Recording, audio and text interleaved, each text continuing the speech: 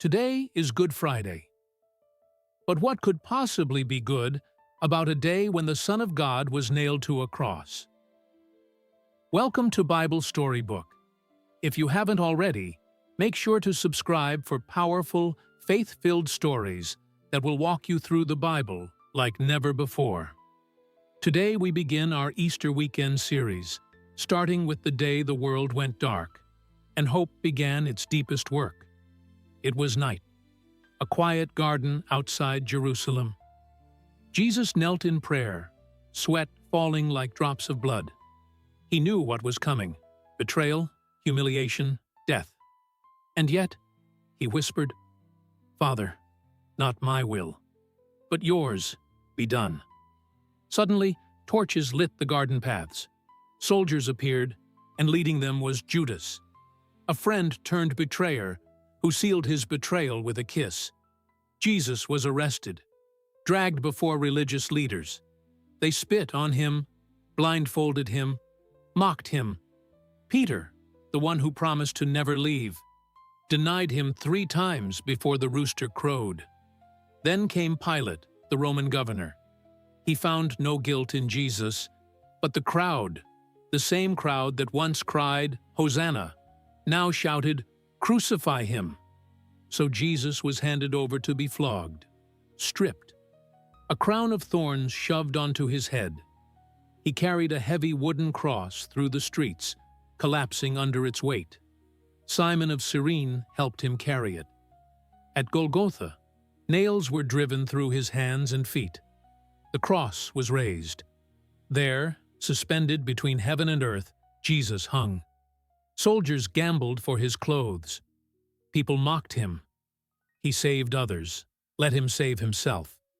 But Jesus didn't speak back with anger. Instead, he said, "Father, forgive them. They don't know what they're doing." At noon, darkness fell over the land.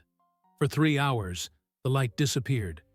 And at about 3 o'clock, Jesus cried out, my God, why have you forsaken me?" Then, with a final breath, he said, "It is finished," and gave up his spirit. The earth shook. Tombs broke open. The temple curtain tore from top to bottom. Even the Roman centurion whispered, "Surely this was the Son of God." So, why is this day good?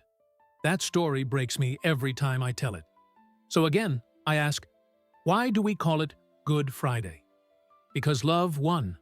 Because sin lost its grip. Because the price for your life and mine was paid in full. It's called Good Friday. Because what looked like the worst day in history was actually the beginning of salvation. Maybe in your life, you've had a Good Friday moment, a time when everything seemed broken, hopeless, dark. But later, you saw how God used it to birth something new, something better. I've had one too. You can insert a short personal story here, like a time you lost something but gained growth. Good Friday reminds us that suffering isn't the end of the story, that death is not the final word, that love is stronger than nails and wood. So wherever you are in your journey, know this: Jesus saw you worth dying for, and that is good. Thank you for joining us today. If this message touched your heart, please like, comment, and most importantly, subscribe to Bible Storybook for more powerful narrations this Easter weekend.